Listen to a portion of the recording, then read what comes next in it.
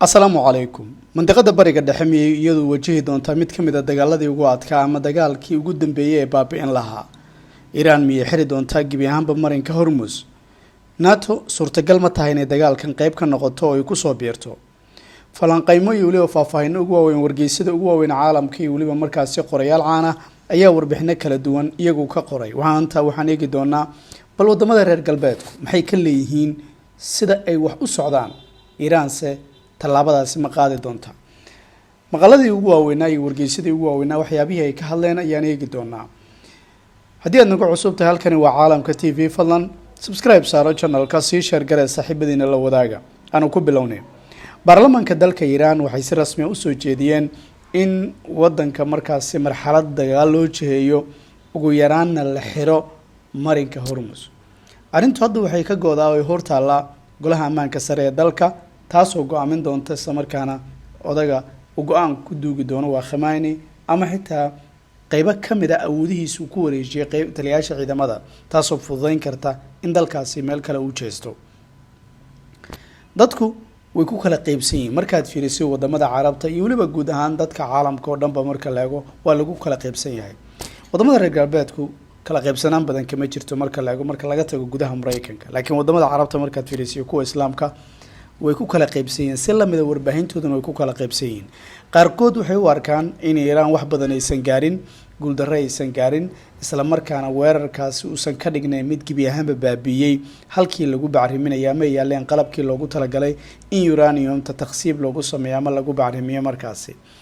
Su-aasha la isweydiinaya waxay tahay yaa run sheegaya yaase markaasi saxsan, ma gebi ahaanba way burburtay mise ma burburin markaasi.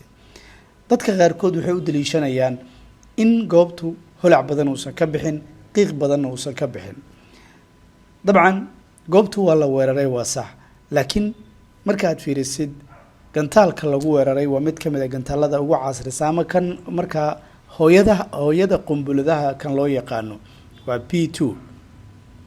diyaaradaasi marka gantaalka ay ku dhufatay qaybta hore waxaa la tilmaamayaa inuu macdan ka yahay, ujeedaduna ay tahay in gudaha markuu galo qaybta dambe ay qaraxdo marka. laakiin sawirada satellite-ka la soo bandhigay waxa lagu arkay saddex qaybood oo kala duwan ama saddex qayb kastana markaasi in ay saddex god leedahay. ujeedadu waxa lagu sheegay inay ahayd in Mareykanka iyagu ay baabi'iyaan qalabka casriga ah ee loo yaqaano dartul markazi ee loogu talagalay in hubka uraniumka ama hubka ay markaa sameeyaan amaba uraniumta ay bacrimiyaan. qalabkaasi qolalkii ay yaaleen ayaa la burburiyay. sidoo kale qaybaha kale ee markaasi munshaada ama markaa goobta ay ku teelayna wax dhiba kale ma qabto markaasi.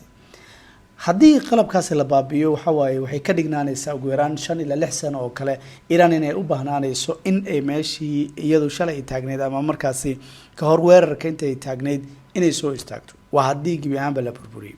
haddaan la burburin Iran sidoo kale waxaa la tilmaamayaa in laga saaray waxyaabo muhiima oo markaa 19 ilaa iyo 20 sawirro satellite-ka ay qaadeen ayaa lagu ogaaday in goobtaasi laga soo saaray qalabkii iyo waliba markaasi uraniumtii la bacrimiyaba markaasi 450 kilogram baa la tilmaamaya in uranium taas ay tahay. okay, see lagu ogaaday marka? waxaan ognahay toddobaadyo ka hor in hay-addii marka gacanta ku haysay ee markaa la socotay ee atomikada adduunka ninka ugu sarreeya Rafael Grossi oo isagu nin asalkiisa Yahuudiya ay isfahmeen Israel isla markaana dokumentiyadii macluumaadkii uu ku wareejiyay Israel. waana sababtii keentay markaasi inay go'aan ku gaarto Israel baa la tilmaamaya weerarna ay ku qaado marka. Iran waxaa la sheegay in iyadu qorshahaba ugu jirin waqti xaadirkan weerar inuu dhici karo. tusaale, generaalkii u hadlay dowladda Mareykanka ee Pentagonka ee General Rising waxa uu sheegay diyaaradaha inaysan 1 iyo 2 ahayn 125 diyaaradood inay ahaayeen oo ku jireen B52 B2 diyaaradaha markaasi casriga ah ee jiilka afraad iyo jiilka shanaad kuwa shidaalka markaasi iyo waliba diyaarado kale, iyadoona markaasi ujeedadu ay ahayd in dowladda Mareykanka si cad markaasi ay u baabi'iso marka 125. halkaas waxaa ku dhacay 14 qumbuladood sida Pentagonku uu sheegay. markii hore New York Times iyo wargeysyada kale waxay sheegayeen in ay ahaayeen 6, kuwa kale 7 ay tilmaamayeen. على قنبلتنا صدح إيطبان كيلو إيبر أيا لغو شاقين يا هيد مركاسي هذا يسكبنا يجيبي U57 بالات المامي مركا حالة مرنا ما سهلنا بالغو شاقيا بقول شني لباتن ديارادات وليبا مريكان كوحيابها كايا بيني وحا كمدا inay sheegeen weerarka markii uu dhacay Iran inaysan ka warqabin ba in hawadoodu ay galeen weerarka ay qaadeen isla markaana diyaaraduhu si nabad ay ku soo laabteen inta lagu guda jiro weerarkana difaacyada Israa'iil ee markaasi Mareykanka diyaaradoodu ay ku guuleysteen in diyaaradaha iyo waliba difaaca Iran aysan markaa ka warhelin laakiin 48 saac ka horeysay Israa'iil ayaa si baan u baabi'isay baa la tilmaamaya difaacyada dawladda Iran si iyagu markaasi bilow looga dhigo in ay ka jawaabaan oo ay ugu guuleystaan marka Mareykanka hal weerar oo markaasi aan waqti badan qaadanayn inay kaga takhalusaan hubkaasi marka ama marka qalabkaasi meeshii yaalay ee dardul markaziga loo yaqaano okay sawiradan iyo waliba markaasi muuqaaladan ayaa la soo bandhigay laakiin Pentagon-ku wuxuu shots fired at the package on the way out. Iran's fighters did not fly. And it appears that Iran's surface-to-air missile systems did not see us. Throughout the mission, we retained the element of surprise. In total, U.S. forces employed approximately 75 precision-guided weapons during this operation. This included, as the president stated last night, 14 30,000-pound GBU-57 massive ordnance penetrators, marking the first ever operational use of this weapon.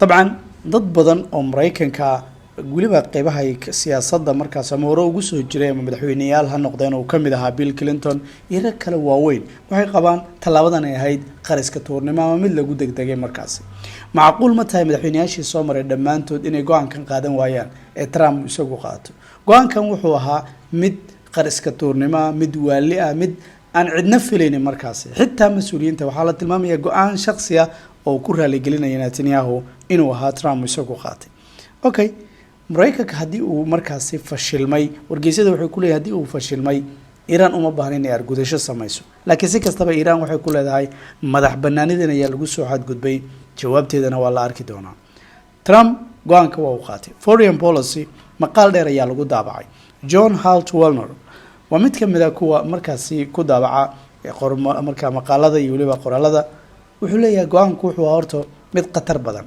dagaalkan halkii uu ku sii jeeday Israa'iil qatarta maanta wuxuu ku soo jeestay Mareykanka buu leeyahay Iran waxay diyaar u tahay dagaal waqti dheer taas oo marka qatarteeda leh dagaal waqti dheer xitaa Mareykanka waqti xaadirkan kama bixi kara waa la tilmaamaya Trump way ka soo horjeedaan rag badan oo waaweyn oo siyaasadda ka go'do waliba waqti dhow waxa wadankaasi ku soo foolay doorashooyin marka Iran talaabada ay qaadi karto waxay noqonaysaa balay markaasi talaabo dhiigbax ku noqonaysa isla markaana aan suurtagal u ahayn Mareykanka markaasi ka jawaabideeda kow waxay qaadi doontaa Hormuz talaabadeeda inay xirto gibi ahaanba ama ay joojiso gibi ahaanba markaasi maraakiibta iyadu shidaalka halka marsiso way aad muhiim ugu yahay marka la eego Mareykanka hadii uu si toos u soo galo siyaasad ahaan waxa la tilmaamay inuu san deganeyn wadanka oo uu ku jirin marxaladii 2003 Ciraaq uu ku weeraray marka muxuu Trump go'aankan u qaatay baa la tilmaamaya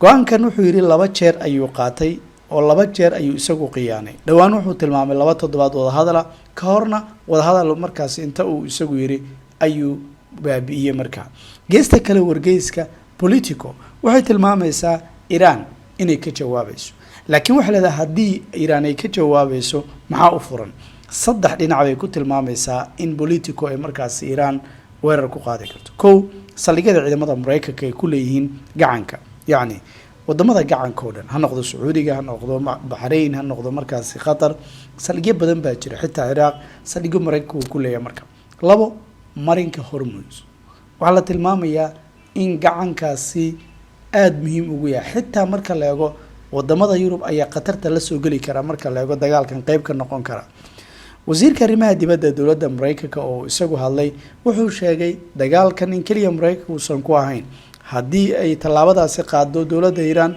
inay keeni karto NATO dhanba dagaalka qayb inay ka soo noqoto NATO dagaalkan haday soo galaan qatar bay ku tahay marka in la helo ciidamo badan oo naata in maanta ay ku duulaan dowladda Iiraan waxay tahay qatar kale oo wajahayaan. maqaalku wuxuu leeyahay fursadda ugu weyn Shiinaha iyo waliba dowladda Ruushka ayaa helaya markaas, laakiin iyagu sidee bay uga faa'iideysteen. wuxuu leeyahay ma rabtaa Iiraan waqti xaadirkan inaad dhibaataysid sida jiradu ay leedahay. kow waa inaad garaacdaa saliideeda inta aadan hubkeeda nugliyerka aadan u jeysan bay leedahay markaa. saliidu maxay faa'iido u leedahay goobahooda naftada? kow waa dakhliga ugu weyn ee dalkaasi soo gala, laakiin Mareykanka muxuu uga leexday baa la tilmaamayaa in dowladdaasi ay dhibaatadeedu markaas soo gaarin wadamada gacanka markaas, waayo iyagu waxay garaacayaan goobaha saliidda marka la taabto ama goobaha naftada bay garaacayaan markaa gacanka, waayo masaalix badan baa Mareykanka halkaa uu ku leeyahay, taasoo markaa qatar kale ah. laakiin sidaasoo ay tahay Iiraan hadda meesha kama saarayso in tallaabooyinkaas iyadoo ay qaado markaa. Iiraan haddii aysan ka jawaabin weerarkan waxaa leeyahay si kastaba iyadu waa loo jawaabaya, yacni weerarka xitaa hadday laqdo oo ay tiraahdo markaasi kama jawaabayo, waxaa sugaya weerar aan dhammaad lahayn. Netanyahu iyo Trump oo usoo fakarayaan maalin kale way soo noqonayaan, waxay leeyihiin meelhalka ayaa warshad ku aragnay waanu baabinaynaa oo odaygii baan dilnay ama go-aanka baanu qaadanay. weerar iyadu ma horeyso, sidaas daraadeed waxay tahay markaasi tallaabadii nafteeda ay ku badbaadin lahayd mana horeyso markaa weerar. sidaas daraadeed inay xiraan Hormuz waa tallaabada ugu weyn iyo arrinkay ugu badan tahay markaa, iyo inay weeraraan goobaha markaasi nugliyerka Israel ay markaasi yaalaan, gaar ahaan mafaacil daymuna goobta la yiraahdo, halkaasoo la tilmaamayo in ay yaalaan markaa ama warshado hubka bacrimiya ee markaasi Israel ay ku leedahay. haddaba suurtagal ma tahay tallaabooyinkaas inay dhacaan? Putin iyo Shiinaha waxaa la tilmaamayaa iyagu waqti xaadirkan hantidii Iiraan inay luminayaan, yani wadan kale oo xulafo leeyihiin buu ahaa wayna luminayaan markaa, laakiin bedelkeedu waxay ku faa'iidayaan maraakiibtii iyo waliba markaasi ciidankii joogay wadamada markaa ama Taiwan joogay ama joogay Ukraine. Mareykanka xeebahaasi ayaa la tilmaamay in la soo rari doono bariga dhexena lagu soo buuxin doono si looga fogaado qatarta Iiraan, laakiin Ruushka isaguna wuxuu isku dayayaa inuu ku sii siqo gudaha dalkaasi Ukraine, Shiinahana Taiwan uu kaga faa'iideysto. haddaba Iiraan halkee baad isleedahay way kaga jawaabi doontaa? waxaan ku eegaynay bal aragtida maqaalada kala duwan ee caalamku ka qoray iyo wali wargeysyada waaweyn iyo siday kaga hadleen weerarkaasi. haddii uu ku cajibiyo waxaan rajeynayaa like inaad nagu dhiirigelin doonto channelka, subscribe saaro, sii share gare, saaxiibadaada la wadaag.